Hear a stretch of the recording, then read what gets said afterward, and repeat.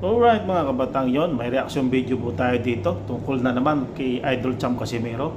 So napapansin po natin yung hindi alam nilang mga ating mga Idol Cham Casimero, yung mga nanonood kay Casimero.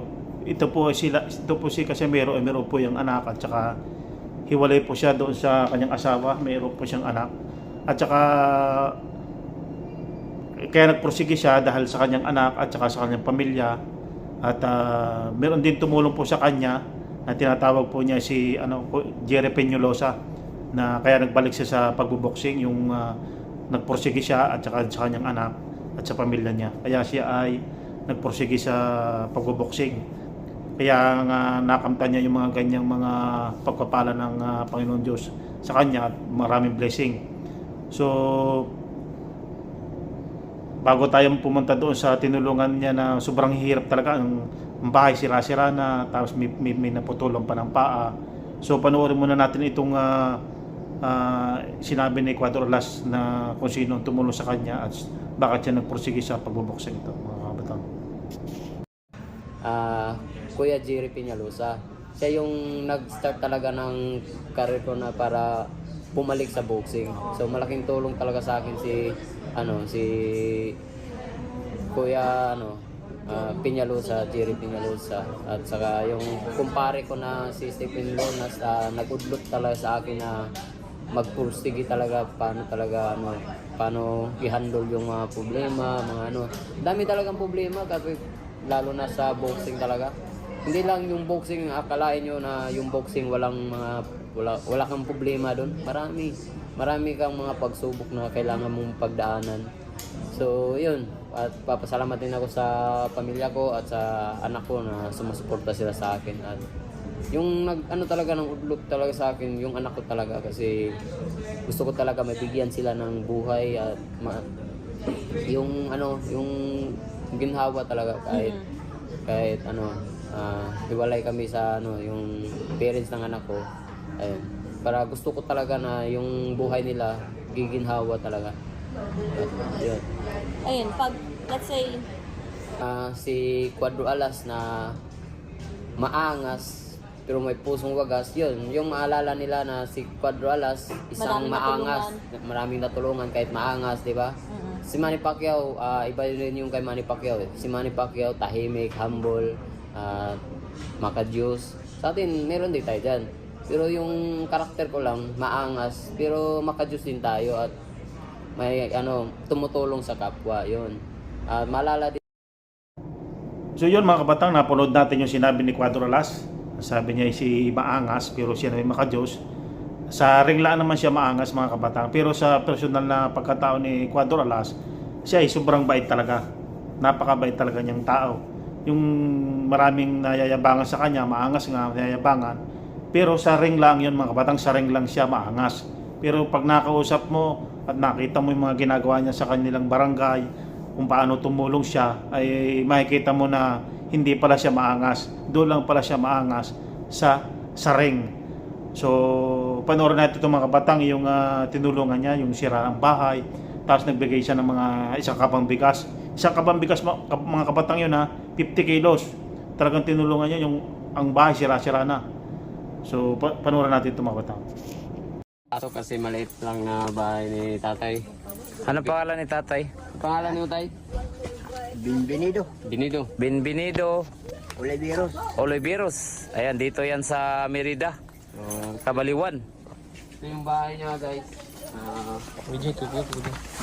Parang malapit na rin masira. Ayan. Sa ngayon, bibigyan muna natin siya ng isang sakong bugas. So guys, ilabas yung isang sako. Ate guys, Ayan tay. Bagong pamasko na Ecuador Alas. Asa man na ibutag? dili lang, dili. Ayan. Anak ka, anak, may ka. Congratulations. Ingat to boy, dila ka daog boy. Naguba. Ingat to boy, kugusa boy. Kugusa. So yun mga kabataan, napanood natin, talagang tinulungan niya yung matanda. Ang bahay talagang sira-sira na yung palang lupa doon minabili niya noong minabili niya siyang lupa. Tapos yung matanda doon nakatira at yung kalapit ng lupa niya minabili siya doon, nakita niyo yung bahay na sira-sira at si tatay lang nandoon, talagang makikita niyo yung mga bahay sira-sira. So binigyan niya na sa kabambigas. Ganon kabait si Aldo Champ Casimero. So sa mga basher diyan, tingnan ninyo, hindi siya maangas. Maangas lang siya doon sa ring, pero sa personal na pagkatao ni Cuadro Alas, talagang makikita mo kabaitan niya sa kanyang puso. At ito pa mga kabatang, mapapanood din natin ito, yung may tinulungan siya, putol ang paa. Talaga nakakaawa din ang matandang ito. Kung mamigay talaga siya, sako-sakong bigas 50 kilos. Talagang ganun pala talaga kung mamigay ng bigas noon si Casimero sa mga mahihirap na kanilang kababayan. Panood natin ito. Ito po si tatay guys. Ito po yung bahay ni lupa ni Cuadrolas na nabili, tapos andito si tatay na dito sa bahay niya. Ayun guys, nakatulong Tulong. nakakaawa din kasi yung paa niya hindi Putol. na makalakad ng maayos. Putol guys. Naputol sa diabetes. Hanggang sa ngayon tay, may ano pa yan, sugat pa yan dyan. Nasamad pa na, antod karon, napaisamad pa na siya karon. Dili ngano dugay naman ngano wam na naayo. Wa man mo ali man sige ano na to guna do. Ito yung panginabuhayan niya, yung terungan. Gawa ng yung pang barbecue stick. Barbecue stick. Bagos po kung natin yun. Kunting tulong natin kay tatay. Yan yung bigas. Sa akong bigas, ayan, hanggang ganyan yung ginagawa niya. Salamat tayo. Yan, noodle. Salamat. Hindi ko nang salamat. Sa gabang ninyo eh. Mr. Casimiro. Kisay mo pangantay? Pakito. Pakito Juan. Juan. Ayan po si Pakito Juan guys. Nangangailangan po siya. So yun mga bata, napanood natin, medyo ako talagang naawa doon sa matanda. At talagang si Casimero yung naawa talaga doon sa matanda, putol ang paa. So siguradong malaking naitulong din ni Casimero. Binigyan niya ng isang sakong bigas din, 50 kilos, grabe. Pero hindi na rin pinapakita siguro naman yung kung binigyan baga ng pera kasi lahat naman ng sa social media meron hindi pinapakita. Pero talagang malaking naitulong dyan siguro ni Champ Casimero sa matandang yan doon sa kanilang mga barangay. Kasi napapanood yung mga batang yan, Casimero, dala-dala nga nilang kayo sasakyan at namimigay nga ng mga bigas. Noon nga po, meron akong isang vlog na nagpapakita 2 truck na sa akong bigas yung binili niya. Grabe kadami yun. Nung kapanalo niya. Talagang mahigpit ang pamimigay ng sakong bigas. Yun po, ang binili niya ay hindi 25 kilos, 50 kilos ang binibili niya. 2 truck yung in-upload ko noon dati na kung mapapanood sa previous ko.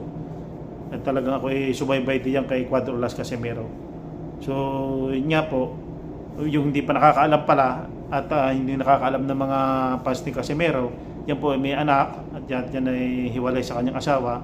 Kaya siya ay nagpursige sa pagboboxing. At malaki din pala na itulong ni Jerry Peñalosa dyan para magpursige din sa pagboboxing.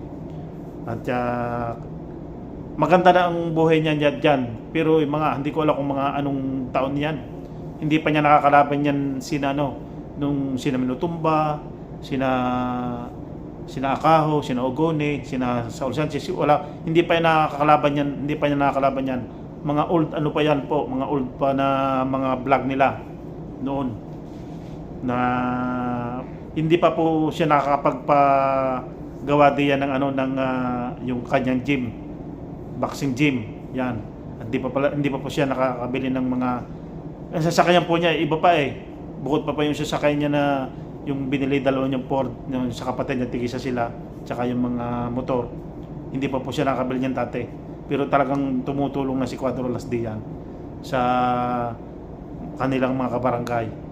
So yun mga kabatang, yun, anong masasabi niyo diyan sa kabutihang gawa ni Idol Champ Casimero?